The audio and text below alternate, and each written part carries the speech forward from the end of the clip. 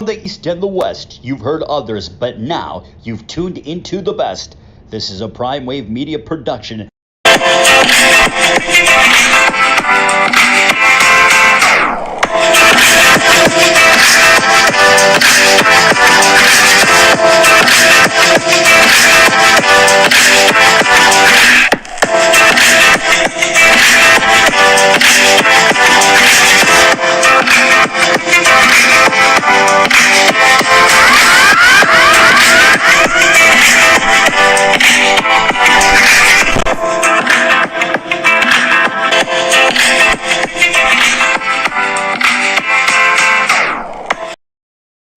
What's up, world? It's the one and only Pop DBICB Primetime Capper. I'm feeling good. I'm feeling great. I hope you are feeling the same.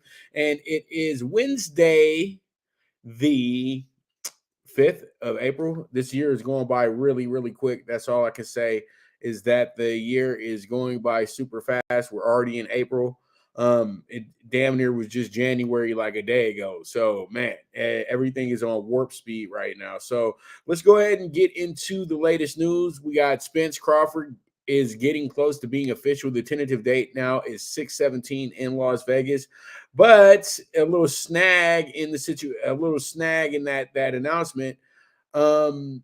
It was announced by people that are not really close to the situation. They claim that they're very close to the situation, but there were very credible writers that said that the fight was in talks of being on the 17th, but nothing has been signed off yet. Then there's others that say it's signed, sealed, delivered, going to be 6/17 over at and they don't even know what the venue is going to be, but they know it's signed, sealed, delivered, and it's going to deliver. Well, let me go ahead and let you guys know something.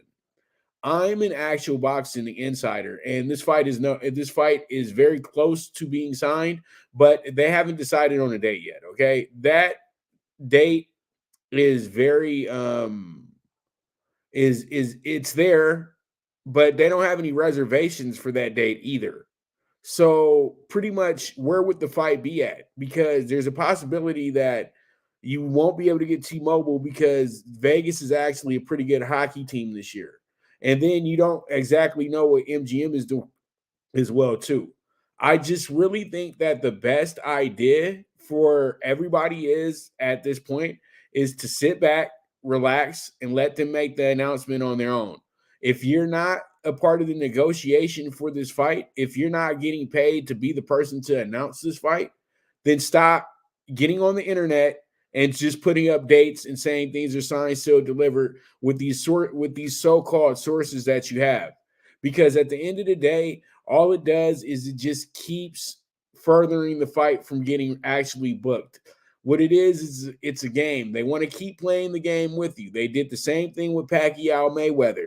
And so pretty much you guys are really looking really buffoons right now, the way that you keep chasing this situation that has not been confirmed yet.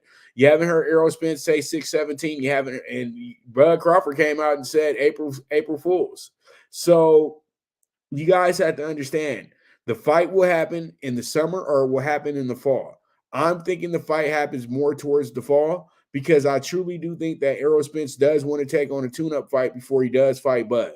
And I think that they already have something in place to fight Keith Thurman. And I think what they're trying to do is make sure that this next fight will be set up. So then, regardless of win, lose, or draw, they'll have Crawford Spence for this fight coming up in fall. I think that the fall date is a lot better because you actually are in the same realm with college football and the NFL as well, too. It'll be a bigger sporting time in the world. I know that this seems like the right time to strike while the iron's hot, but I truly do think that coming off of a super fight like Garcia Tank, that you might want to let things simmer down a little bit. So instead of giving it like a 2-month turnaround for another super fight, you might give it a 4 or 5-month turnaround for another fight. But my best advice is to simmer your expectations and don't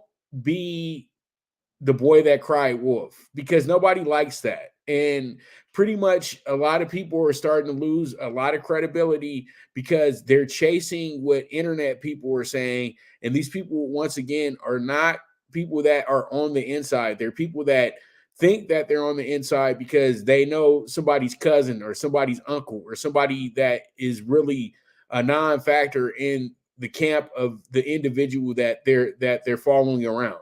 And pretty much it's just a lot of false information going around, and misinformation is like the key thing in boxing, in the boxing world today.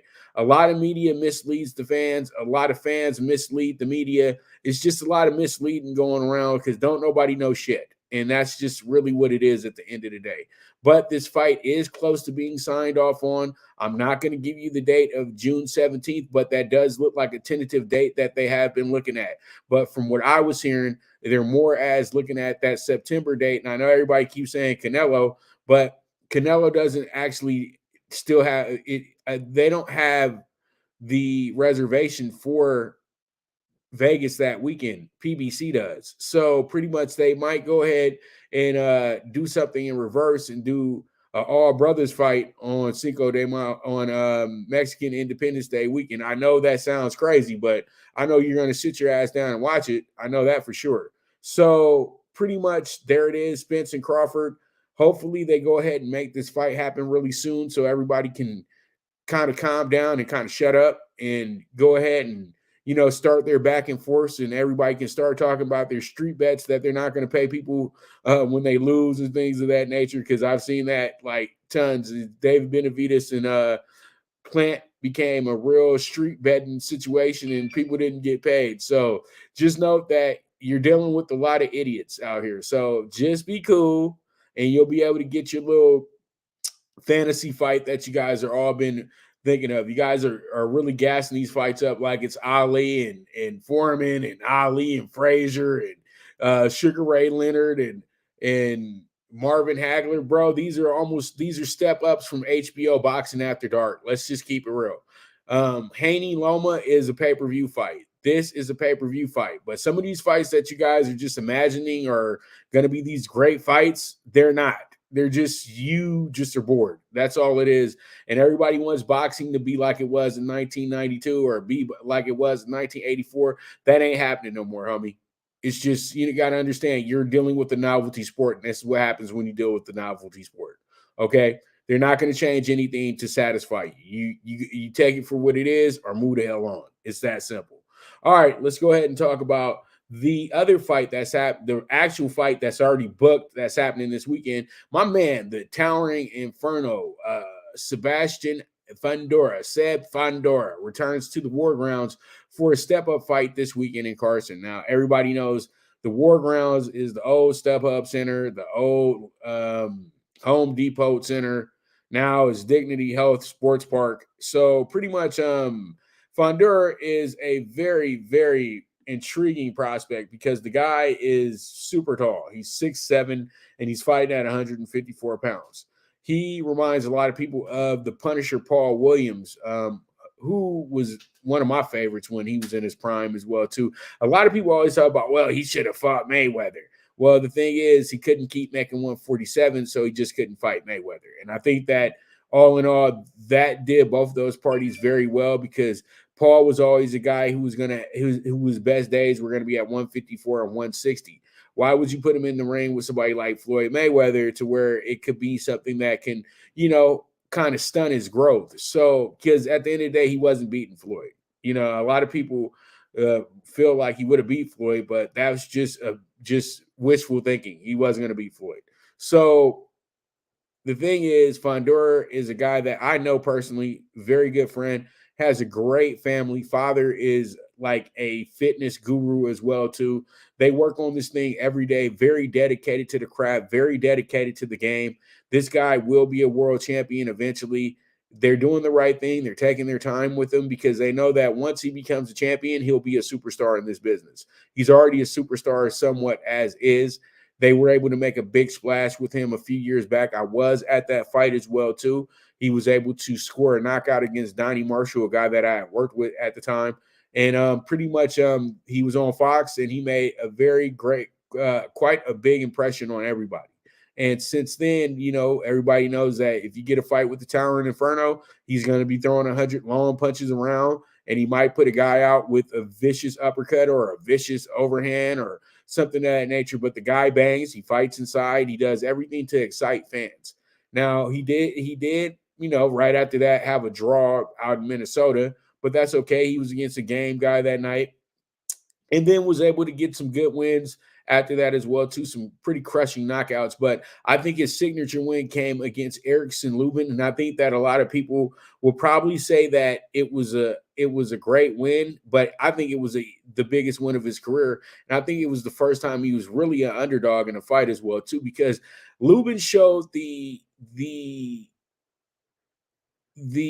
skill that he could knock him out with one punch. And he did knock down Seb Fundora in that fight as well, too. First time ever Fundora hit the ground as well.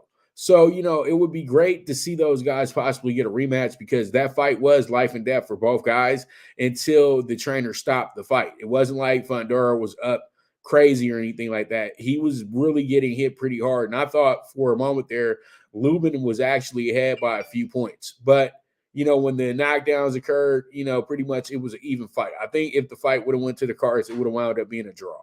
So, I think Seb Fundora showed that he had some dog in him that night, and he's worth the price of admission.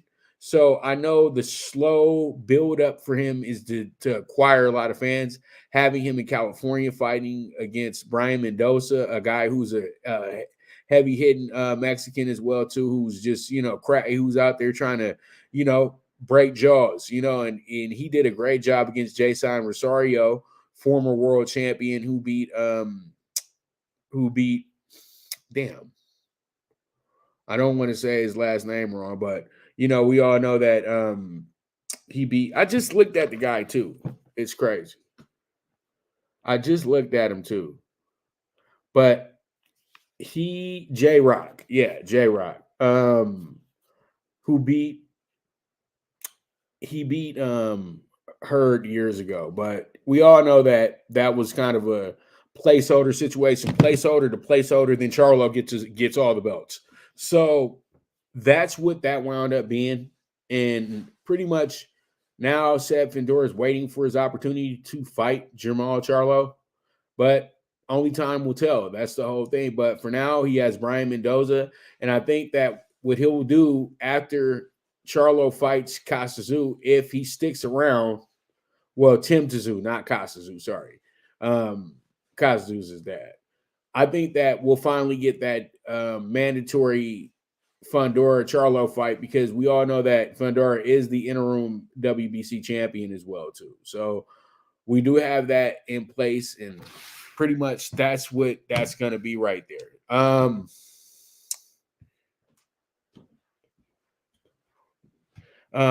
So we have a very, very good fight card coming up this weekend. Brandon Lee's a part of the card as well, too. That should be a lot of fun for the folks that will be out there. But I think Fundora is in for a tough fight, but I think this is a fight where Fundora can go ahead and actually score a monster knockout, and I think that's what the crowd is anticipating as well, too. So with that, we're going to go ahead and move forward, and we'll talk more about this Friday. I have some bets and everything for you guys. But that's going to be my man, Seb Fundora, the Towering Inferno. You guys look him up a little bit more. Tomorrow's press conference will be at 12:45, 1 o'clock tomorrow on the YouTube, on Showtime's YouTube as well, if you guys want to check that out. Now, let's go ahead and move on to Blue Crew Daily, and the Dodgers up in here looking good. The Dodgers, Gosling's not back yet. I'm just using this as a little cover. And Blue Crew, Dodgers sweep the Rockies in a 2-game series to take hold of first place in the NL West. Now, the Dodgers are looking good, feeling great, and they are all in place. So pretty much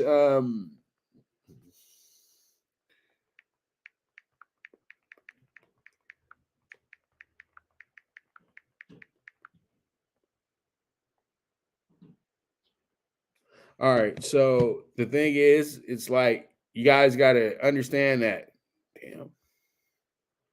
You guys got to understand that we have a lot of really good, things going on with the Dodgers right now. The Dodgers win yesterday 5-2. They won the night before 13-4. The Dodgers pitching is absolutely crazy right now.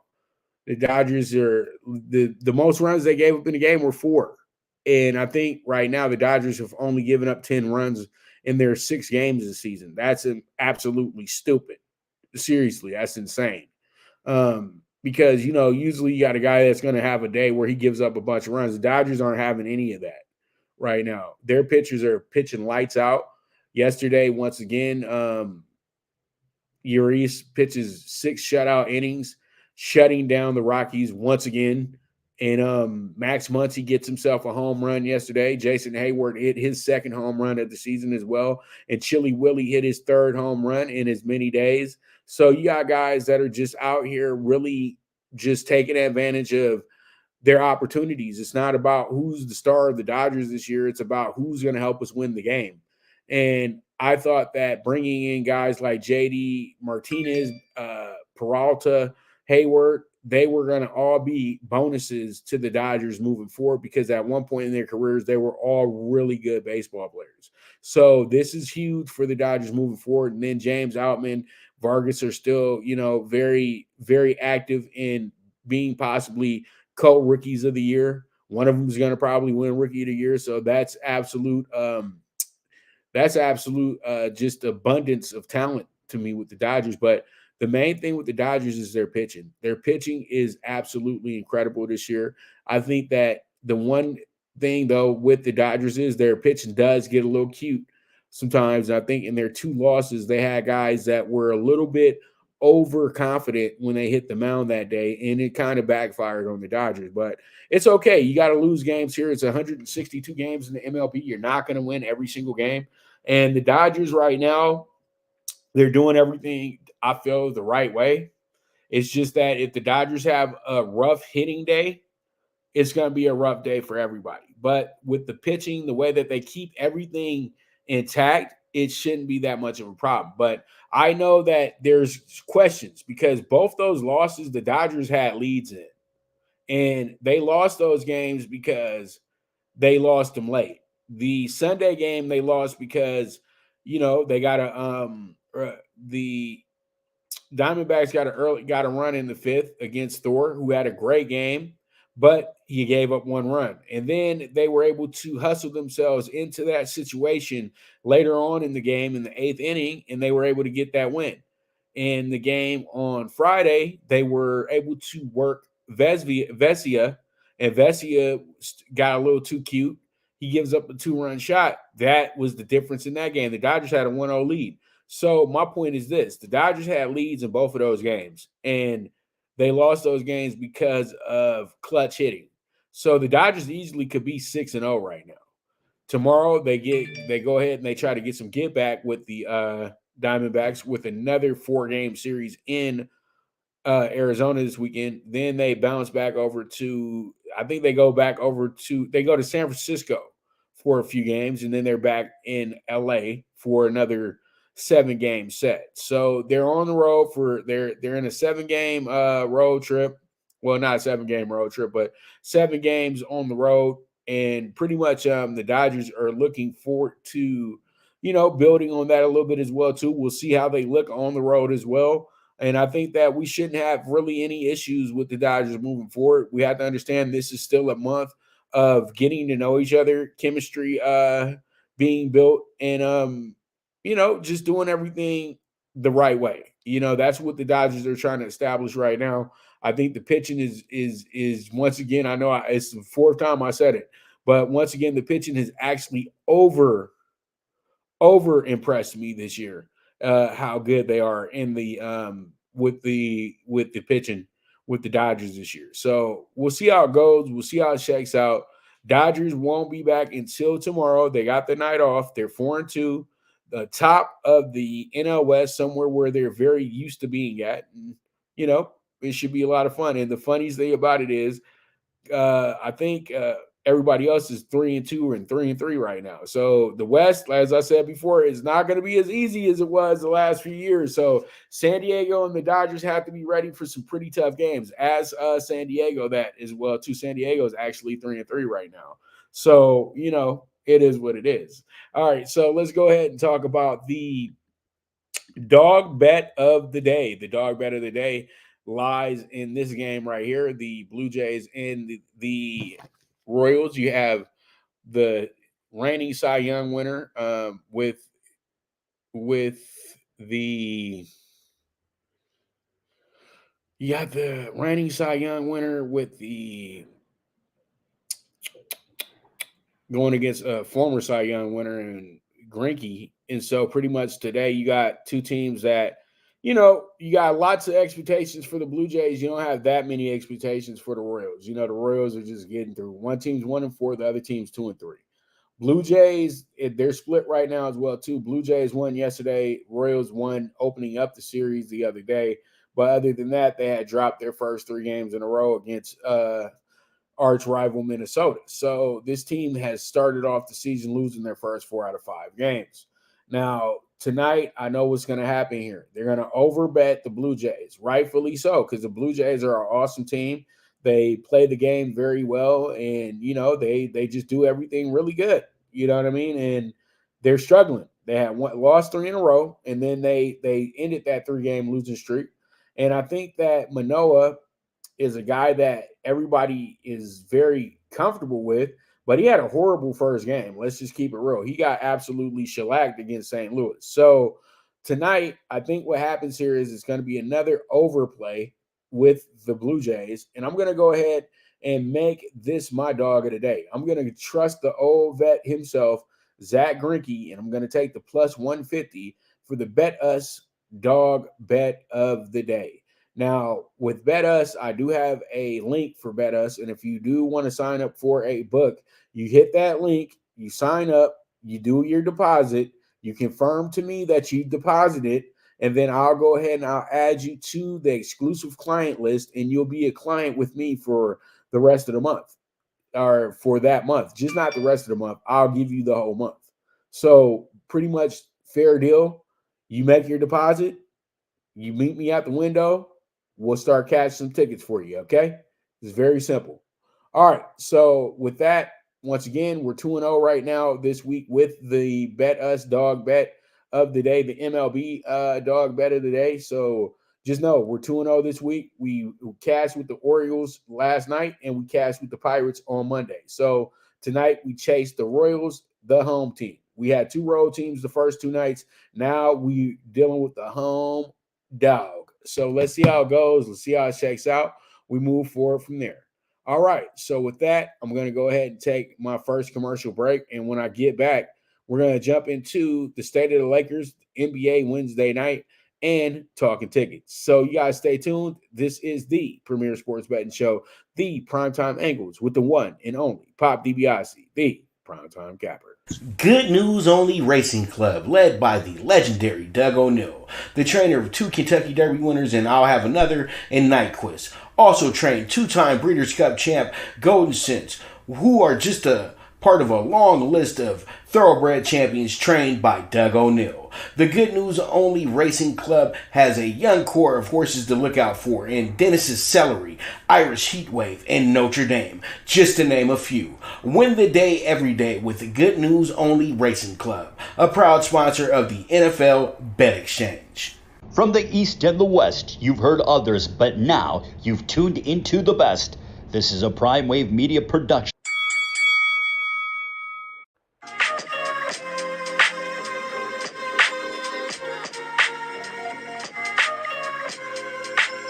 Tune into Big Wave Boxing every week with a brand new guest with the one and only Pop DiBiase, the PrimeTime Capper, getting the best boxing stories, best boxing angles, and the truth when it all comes down to the sweet science. Tune in to Big Wave Boxing on the Prime Wave Media channel on YouTube.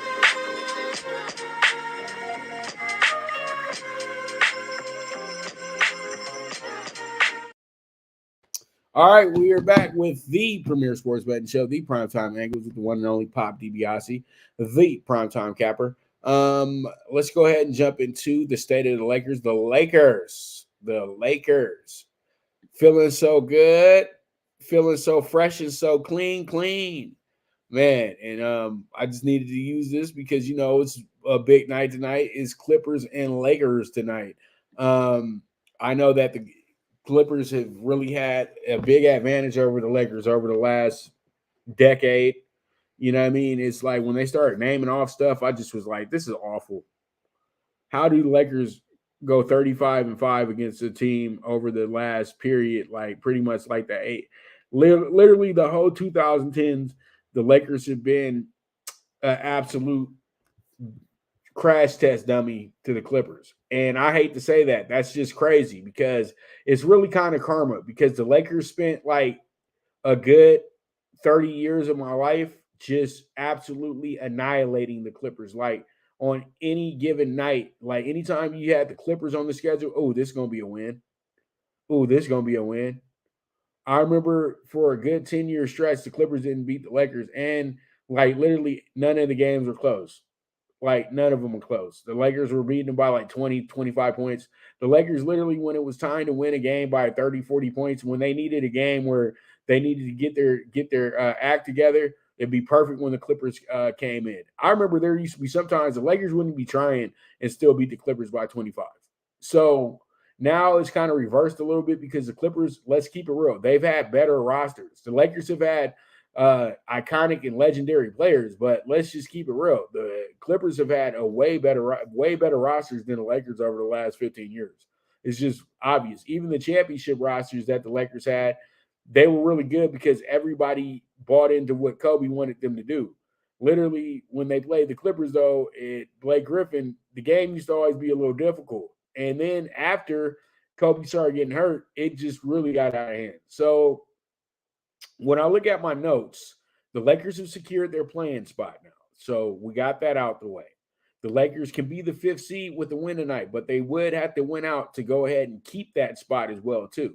Now, the Lakers have lost 10 straight to the Clippers. That's something that is not going away. They haven't beat the Clippers since the bubble, and that was a long time ago.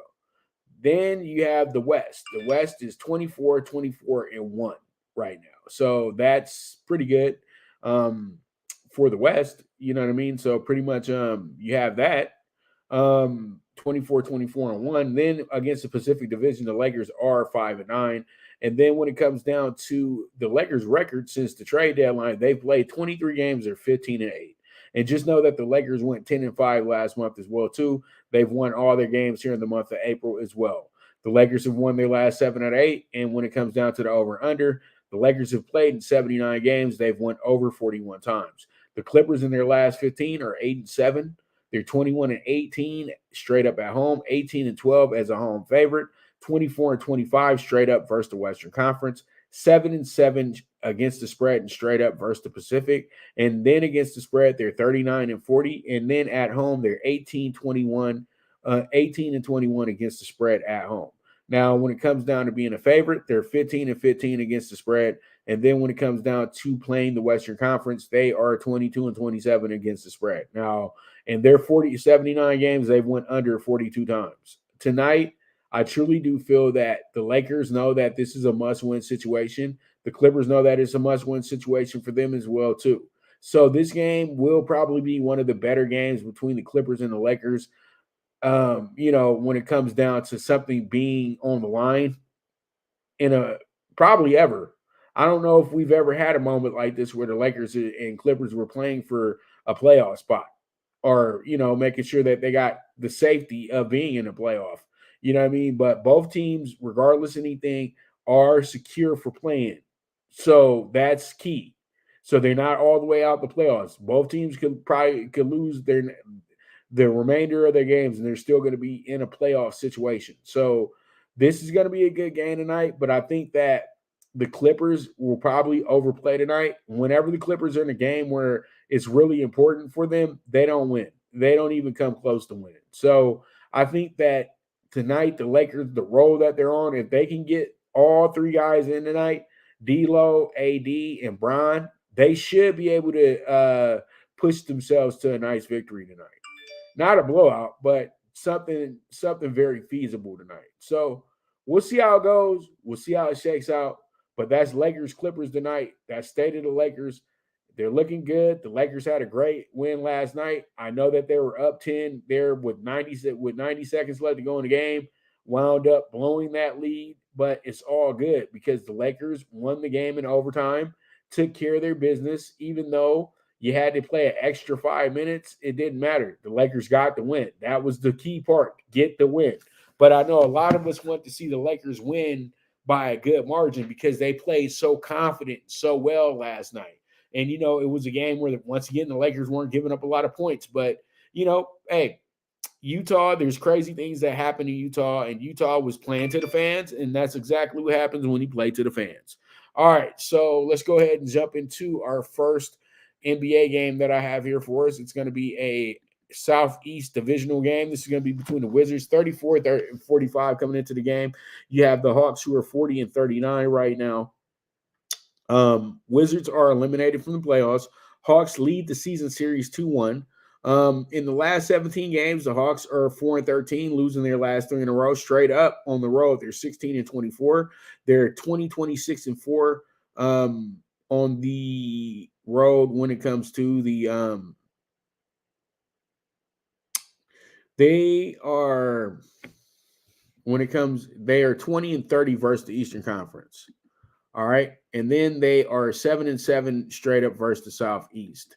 So, this team is kind of, they just not good. They're bad. They're really, really bad. So, that's what they're dealing with right now. And it sucks if you're watching the fan. Now, they are 19-18-3 against the spread. And then when it comes down to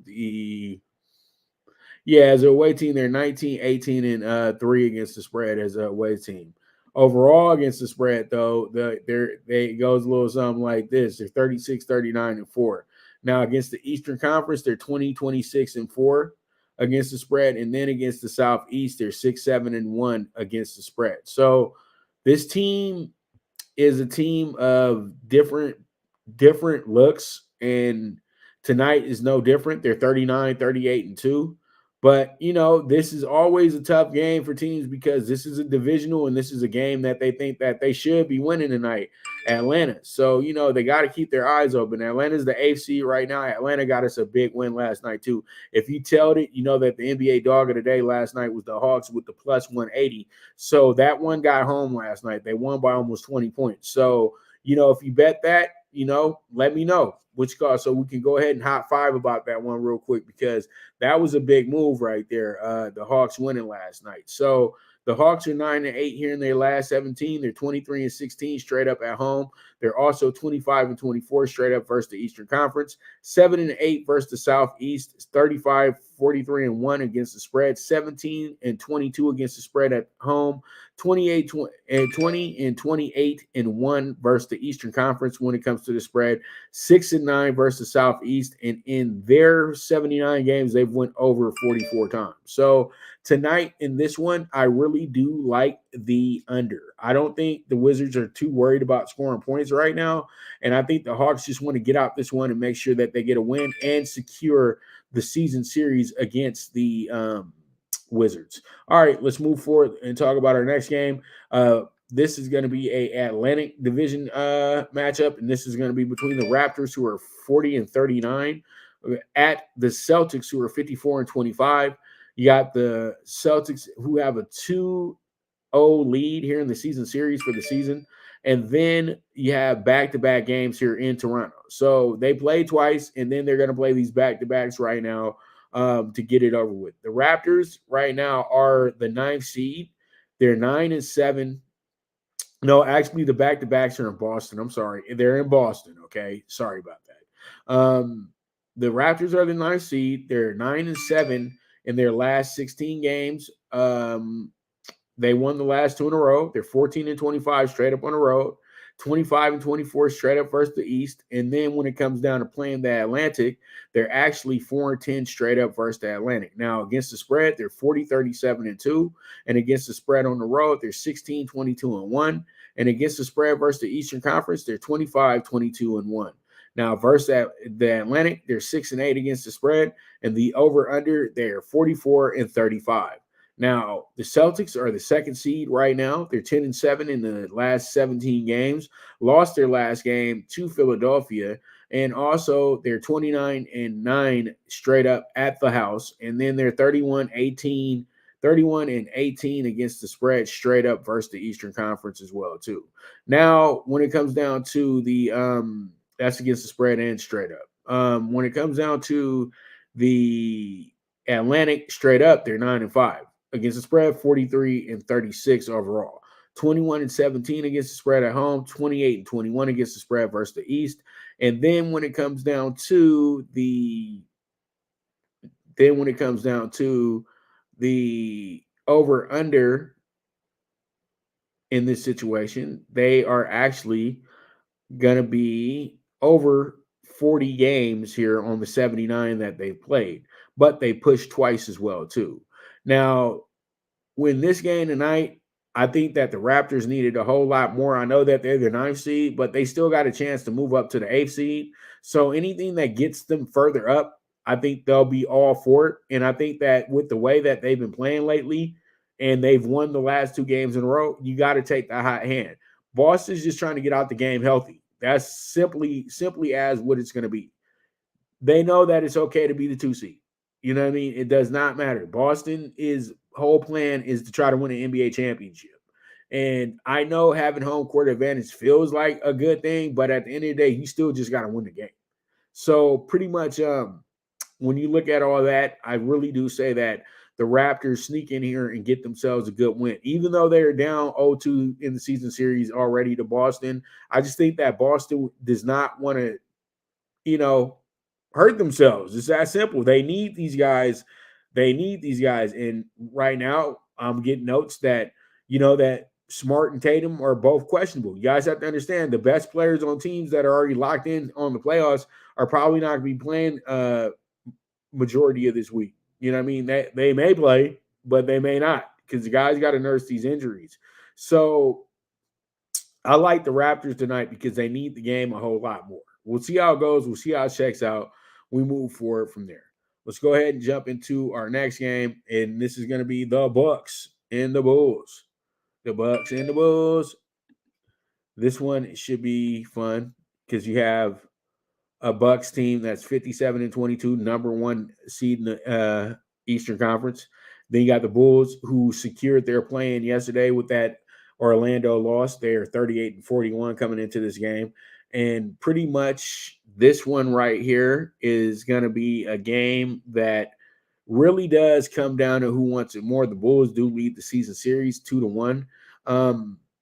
The Bulls are 10-7 in their last 17 games. They did lose to Atlanta last night. Also, when it comes down to straight up on the road, they're 16-22. Now, in their 50 games versus the Eastern Conference, they're 26-24. Now, versus the Central, they're 6-8 straight up. And then they're going to be 5-8-1 against the spread. Now, against the spread in total, they're 38-38-3. When it comes down to the spread on the road, 17-19-2. And then versus the Eastern Conference, they're 27-21-2. Now, the over-under in their 79 games, they went under 43 times. The Bucks, first seed in the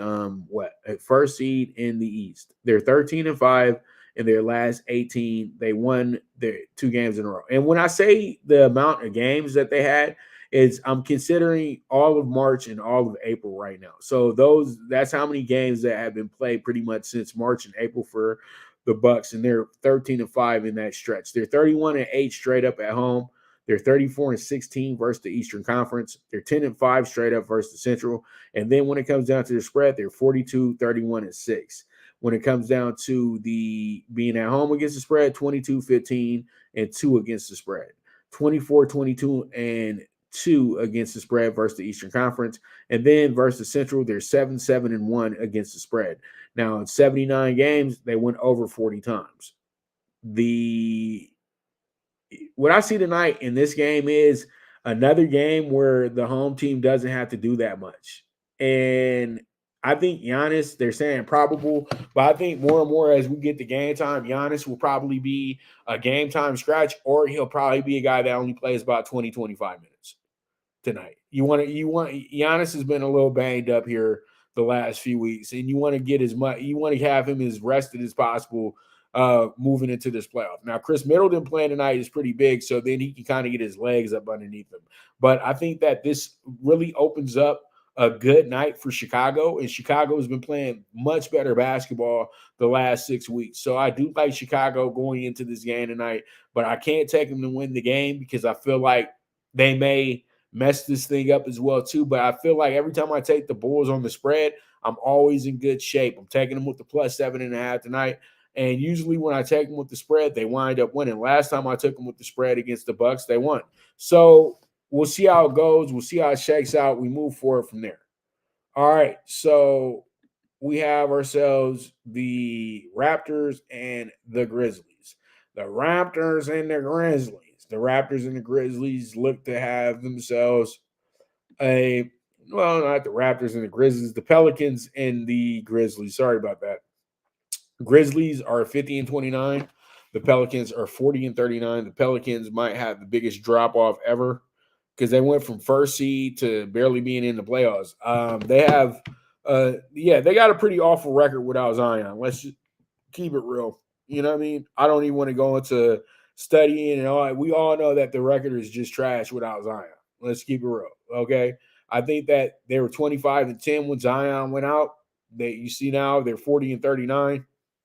So that means that they lost 29 games and they've only won 15. So they're not good right now. They're not in good shape, and they are really trying to figure out exactly how to make sure that they get into this playoff.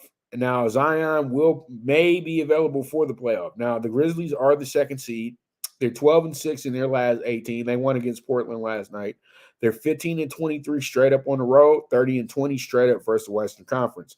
Now, versus their division, absolutely incredible. 13-2 straight up versus the Southwest. And then when it comes down to the spread, they actually went under in 41 of their 79 games. But you got to understand they got two pushes here as well, too. All right, so when it comes to the spread on the road, they're 13-24-1. And when it comes to the spread versus the Western Conference, they're 20-29-1. And versus the Southwest, they're 5-9-1. Now, the Pelicans, they're the eighth seed, 10-7 in their last 17. They lost their last game to SAC, who needed that game so they could go ahead and secure the Pacific Division title. You have a Pelicans team that's really good at home. They're 25-14 at home. And then you also have this team 28-22 straight up versus the Western Conference. Now, versus their division, they're number 2. They're 10-5. Now, when it comes down to the spread, they're 36-41-2. And then when it comes, and that means they went under. Under. This is nothing about over under. But yeah, they're 36-41-2 against the spread. 23-17-1 at home. 20-29-1 against the spread versus the Western Conference. Now versus the Southwest, they're 10-4-1. And then when it comes down to their 49 games, they went under 42 times. So, tonight, I think this one winds up being this game is a scoreboard watch. I don't want to choose any winners here. I think that what it comes down to, who wants it more. And I think that the best bet here would be taking the over 229 Grizzlies Pelicans. I think that we're going to be scoring tonight. Pelicans always seem to be putting up a lot of points, and the Grizzlies seem to always put up a lot of points when Ja's not in the lineup. Ja might not be in the lineup tonight, and most likely he's not going to be in the lineup tonight because once again, you want to rest these guys so they can be at their absolute best in the playoffs because all the nagging injuries are lingering hard right now with a lot of these players. It's a long season, y'all. It's a long season. All right, so we have our final game, and it's going to be the Kings and the Mavericks. The Kings coming here 48-31. The Mavs are 37-42. When you look at it, you say to yourself, it looks like that the Kings want to make sure that they get 50 wins as well too this year. So I don't see them kind of trying to quit, but tonight they don't have to do too much. That's the whole thing. They just don't have to do too much. Let's just keep it real. And tonight they only have one person that's out really, and that's going to be Matt Dellavedova. But I do know that they're probably going to have an injury report out saying that who's going to be in, who's going to be out, all that good stuff. So Literally, I think what happens tonight is you got a Kings team that's already, with their mind on the playoffs already. So they're tied with the Mavs 1-1. And this would be an important game if the Mavs were still, in the top 6, but they're not. They were the 4th seed at one point. Now they might not even make the playoffs. But this is a must-win situation for the Mavs. The Kings have already won the Pacific Division. They're not going to be bumped out of that 3 seed either. So, they're really in good shape right now. So if they were to lose the rest of their games, it wouldn't be a big deal. Now they're 12-6 in their last 18. They did win their game the other night versus the Pelicans. We had them with the +4 that night too as well. Kings are 25-14 straight up on the road. They're 32-17 straight up versus the Western Conference, and then they're 34-1 against the spread. Now on the road, they're 26-13 against the spread, and versus the West, they're 29-19-1 against the spread. Now, when it comes down to the over/under, they've had 79 games. They went over in 40 of them. Mavs are the 11th seed here. They're 8-16 since Kyrie was acquired. They lost their last game to Atlanta. I'm gonna repeat that for you. They're 8-16 since Kyrie was acquired, and you're talking about firing the head coach. I would talk about firing the general manager, and I would talk about possibly moving Luka Doncic, because at the end of the day, he's no good for your team. You got to send that situation to Utah somewhere, to I don't know, Orlando somewhere. You know what I mean? Somewhere where he can be the big star at and nobody cares. Dallas is too big of a town for him, in my opinion. And I think that, he's wearing out his welcome. Let's just keep it real. I look at Dallas, though. You got a team that's 22-16 straight up at home. They've struggled. They were one of the better home teams. Now they've been struggling a lot at home. They're 27-23 straight up versus the Western Conference. They were much better than that a few weeks back. And against the spread, they've been awful all season, 30-46-3. Then at home, 12-23-3. And then versus the West, 23-26-1. And then it comes down to the 79 games with the over-under. They went over in 41 of them. Tonight, the Mavs need this game badly. The Kings don't need anything. They've already took care of their business.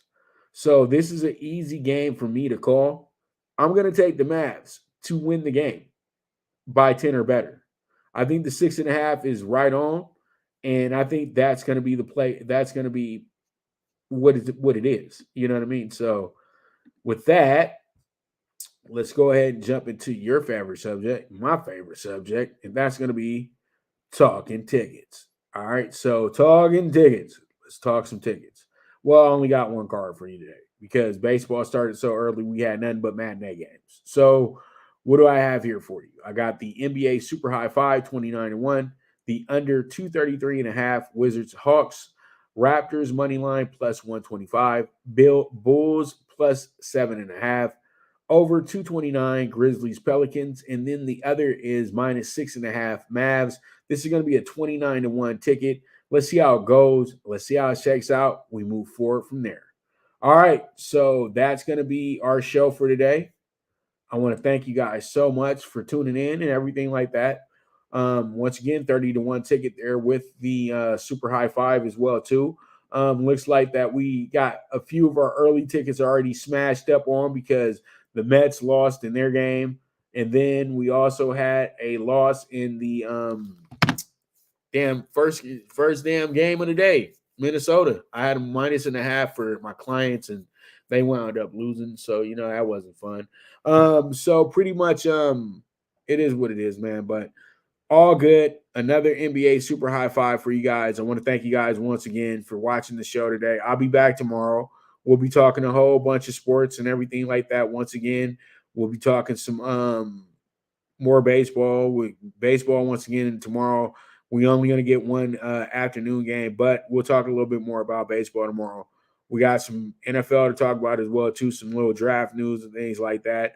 Also, more NBA, and we just gonna keep this thing moving and keep it grooving. You know how it goes. But all in all, I want to thank you guys once again for tuning in. You guys are the absolute best. There is no me without you.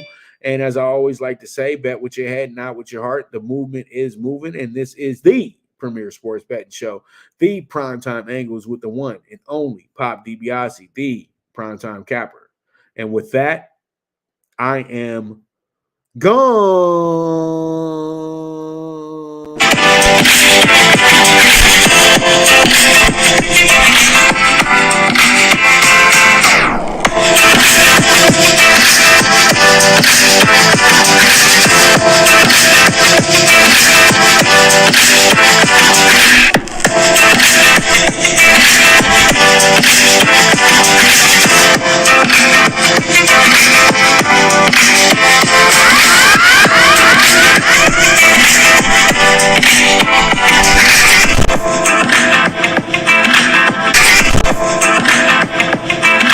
From the East and the West, you've heard others, but now you've tuned into the best. This is a Prime Wave Media production.